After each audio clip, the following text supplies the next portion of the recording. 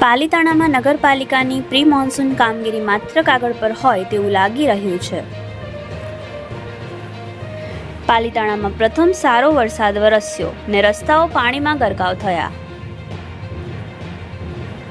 લીંડીઓ નદીમાં કચરો અટકાતા નદીનું પાણી અટકાતા તંત્ર દોડતું થયું.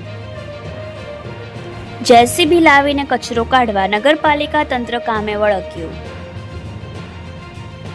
માત્ર 1 કલાકના વરસાદમાં શહેરના અનેક વિસ્તારોમાં વરસાદી પાણી ભરાયા.